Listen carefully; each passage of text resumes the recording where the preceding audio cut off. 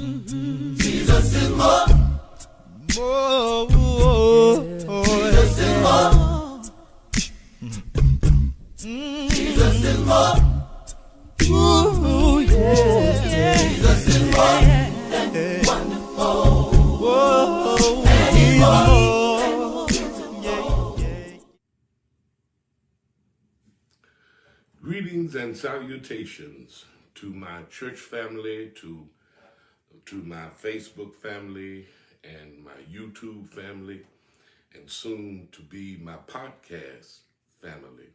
I want to thank Light and Life in advance for making Moments with the Master available soon on the podcast format.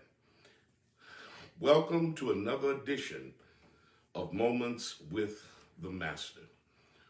Moments with the Master was primarily designed to help us and to encourage us to spend quality time with the Lord, in the presence of the Lord, listening to the Lord.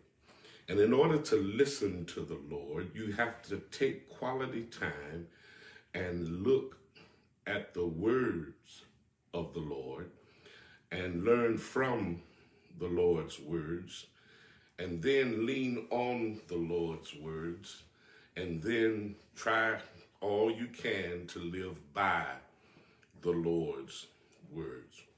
This morning, beloved, I wonder if you've ever found yourself saying these words. I can't believe I said that. Have you ever found yourself saying, I didn't mean to say it quite that way? Or oops, that slipped out. If you found yourself saying these words, you have a problem with managing your mouth. How does God help us manage our mouths? I'll tell you how. He goes directly to the source of the problem. And the heart of the matter with the mouth is the matter of the heart. That's where God goes to change our speech, to change our words. Before he can help us change our words and change our speech, he has to first change our hearts. The heart is not this fleshly pump that pumps blood so many seconds, so many minutes, so many hours, so many days. But the heart in which God is referring is the mind, the mind, the mind. The heart is the mind, and the mind is the heart. And it's in our hearts, it's in our minds that we think, we feel, and we decide. You first have to think it before you can develop feelings about it. Then once you think it and develop feelings about it, you then must face the fact that it's now time to decide whether you do something or not do something, say something or not say something. God helps us manage our mouths by going directly to the source of our mouths, and that's our hearts, that's our minds, that's our hearts, and that's our mind. Remember, the mind, the heart is where you think. It's where you develop feelings about what you think, and then what you think and how you feel helps you to decide to do something or not do something. It will help you decide to say something or not say something. In a real sense, it's not our mouths that gets us in trouble. It's our hearts. It's not your mouth that causes and creates trouble for you. It's the condition of your heart. In Matthew chapter 12, I believe it's around verse 34, the Bible says that whatever is in your heart will determine what you say. Did you hear what I said? In Matthew chapter 12, around verse 34, the Bible says, whatever is in your heart will determine what you say. And whatever you say, you can only say it because it's within the confines of your heart. Let me share a spiritual principle with you that will help you along the way in your day. And that spiritual principle is this: whatever the heart tries to conceal, the mouth will reveal. Did you hear what I said? I don't care how much you try to suppress it, repress it. If it's in your heart, if it's concealed within the confines of your heart, the mouth will tell on you. The mouth will reveal what's concealed in the heart. That's why we have to control what we think. That's why we have to control how we feel. We have to control what we decide, because whatever is concealed in the heart will be revealed by the mouth, Now, let me give you an example. Let's say you meet a person that every time you meet them, they have harsh words, they have mean words. What does that reveal about the heart of the person who's constantly speaking mean words, harsh words? Well, harsh words and mean words reveal an angry heart. That's an angry heart. You're talking to a person whose heart is full of anger. Let's see. What if you meet a person that's Mr. Bragg every time you talk to him, or Mrs. Bragg, if you will?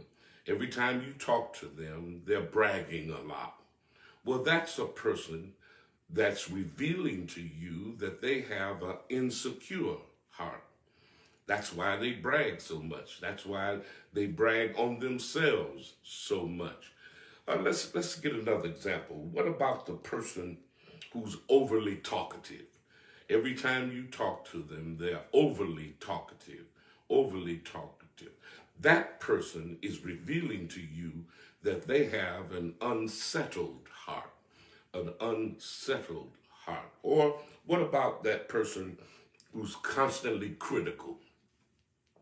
Always have something critical to say, always have something negative to say, always criticizing others, and always embracing themselves and their ideas.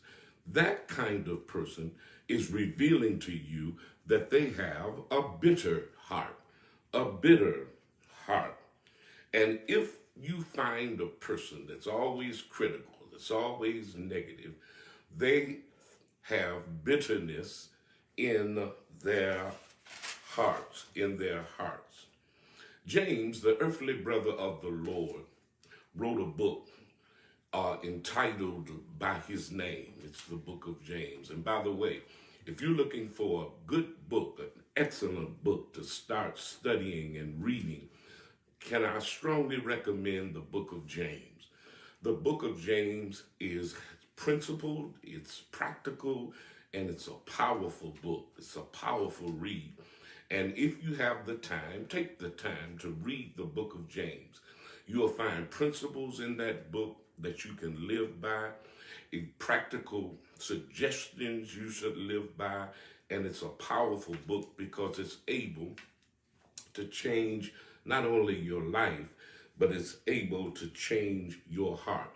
In the 3rd chapter of the book of James, James devotes an entire chapter with how we should manage our mouths.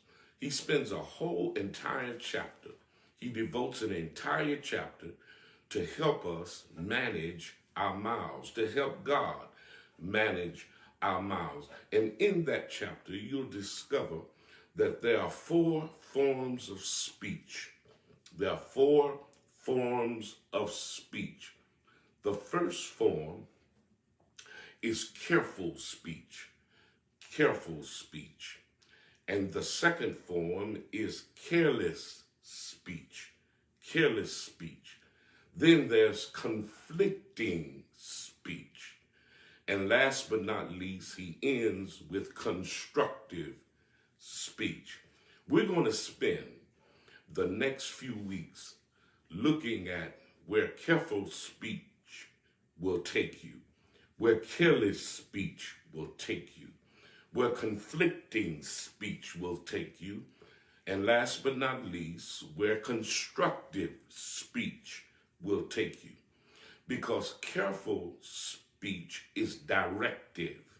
And we're going to talk about that, how directive careful speech is. Careless speech, you'll discover, is destructive. It's destructive, and we're going to look at how destructive careless speech can be. Then we're going to look at conflicting speech. Conflicting speech. Conflicting speech is when your words are at odds with your deeds. When your words are in odds with your, at odds with your deeds. And you'll discover that when your words are at odds with your deeds, that's deceptive speech. That's deceptive speech. And last but not least, constructive speech. Of course, constructive here means to build up. When you speak words that build people up, build God up in the minds of other people, that's delightful speech.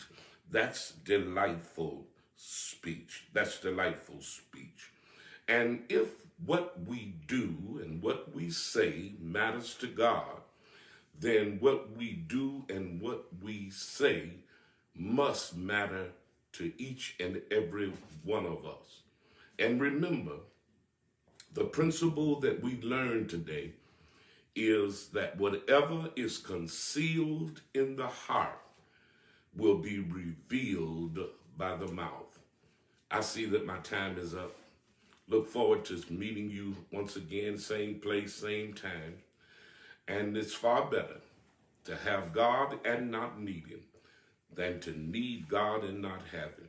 If you walk with God, my God will walk with you. God bless you till we meet again. Jesus is more. Jesus is more. Jesus is more. Jesus is more. Ooh, yeah. Jesus is more than wonderful. Whoa, and he's more than yeah. That's why we're more than conquerors. More than conquerors. Jesus Christ, our Lord. Only in Jesus. More than a miracle. And he's more